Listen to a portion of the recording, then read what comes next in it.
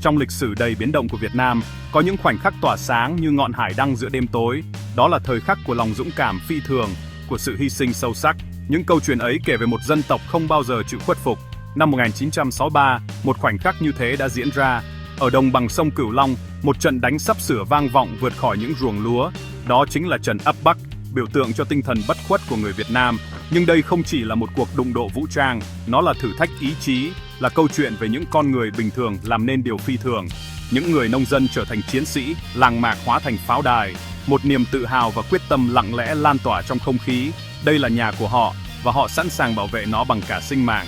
Thế giới dõi theo, nhưng với người dân Ấp Bắc, đây là trận chiến cho tương lai, cho tự do, cho linh hồn của chính họ.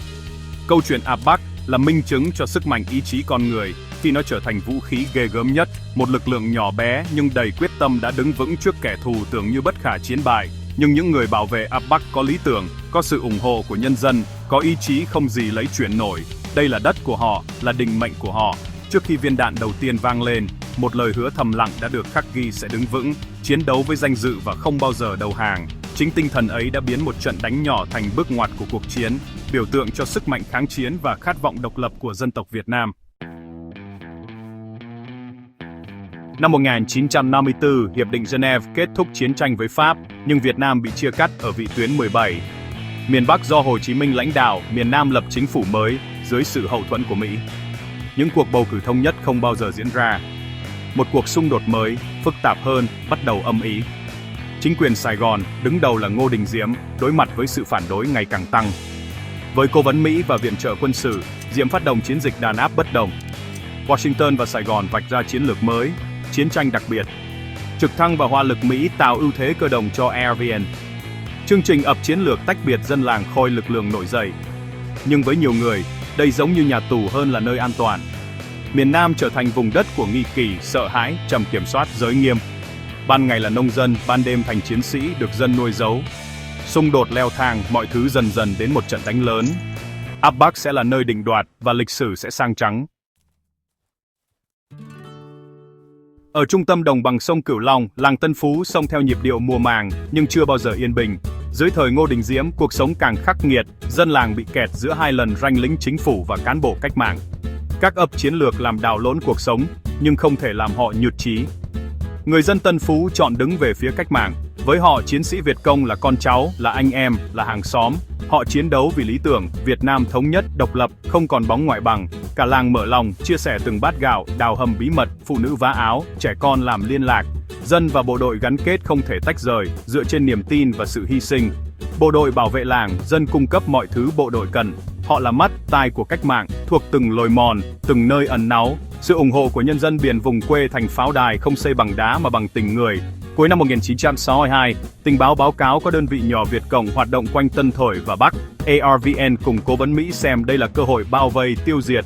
Một chiến dịch quy mô lớn được vạch ra, tin rằng sẽ nhanh chóng giành chiến thắng. Nhưng họ không hiểu người dân Tân Phú, họ không hiểu được chiều sâu của lòng quyết tâm nơi đây, và họ sẽ phải trả giá.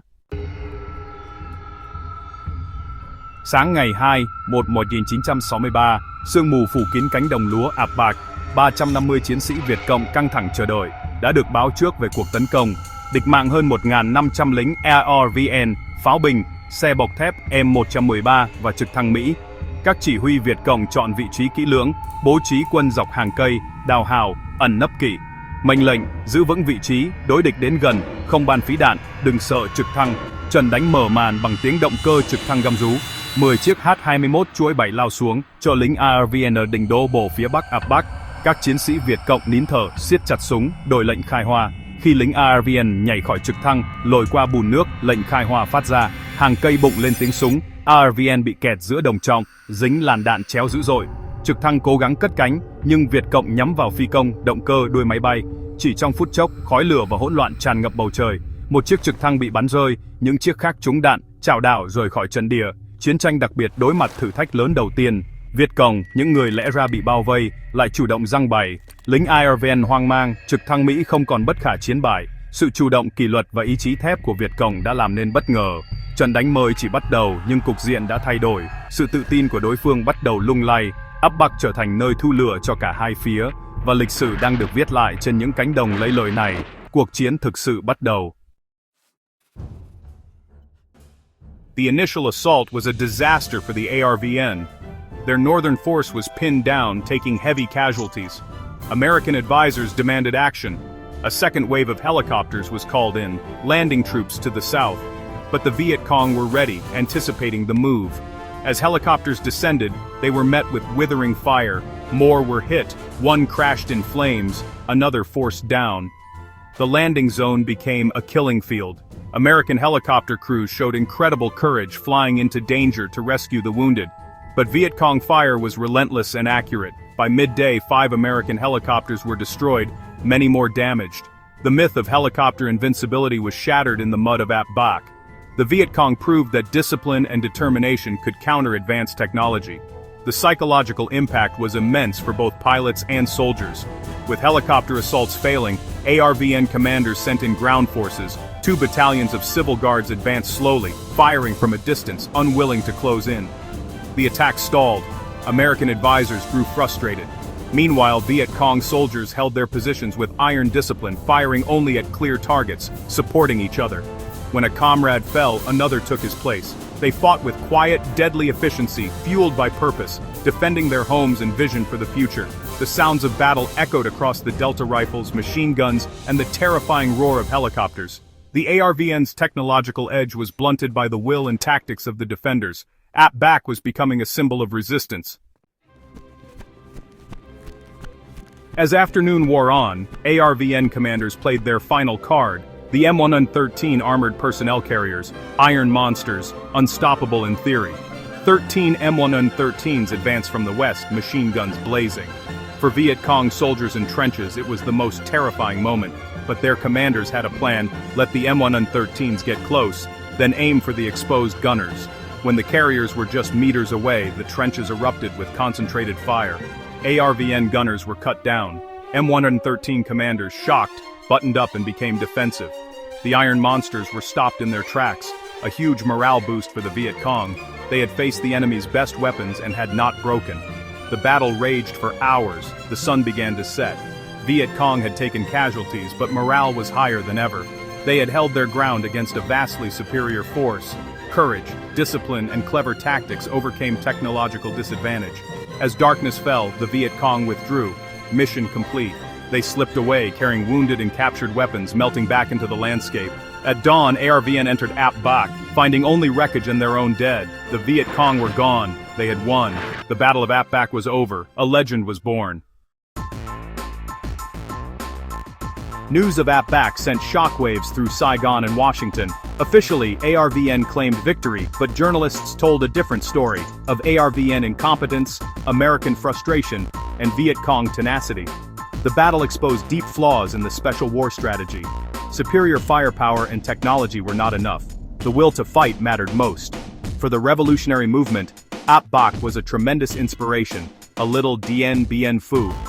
The news spread like wildfire. A movement to emulate Ap Bak swept the south. Viet Cong units everywhere studied the battle, learning its lessons. The victory proved they could stand and fight, defeat helicopters and M113s, and ultimately win the war. The battle forged an unbreakable bond among those who fought. It was not just a military achievement, but a spiritual one, reaffirming belief in their cause. The legacy of Ap Bak echoed throughout the war, marking a turning point. It set the stage for deeper American involvement, but more importantly, became a symbol of Vietnamese resilience. David had outwitted Goliath. Ap Bak was a crucial step on the long road to final victory.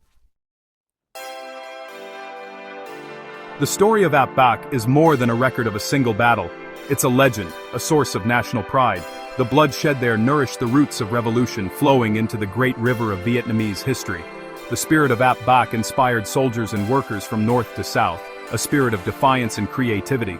The battle became a symbol of the failure of foreign-imposed strategies. It showed this was not a war to be won by technology or force alone, but for the hearts and minds of the people. Ap Bak was a harsh lesson, foreshadowing years of struggle and deeper U.S. involvement. Today the fields are quiet, but the memory remains. Monuments stand as silent witnesses. The story is passed down through generations. Ordinary farmers and soldiers, with little more than courage and love for their country, stood up to a giant and won. The legend of Ap Bak is a vital part of modern Vietnam's story. It reminds us that history is made not just by generals, but by ordinary people in forgotten places. A small hamlet became the epicenter of a historic struggle, sending a message to the world. The Vietnamese people would not bow, they would fight for their destiny, and in the end, they would prevail.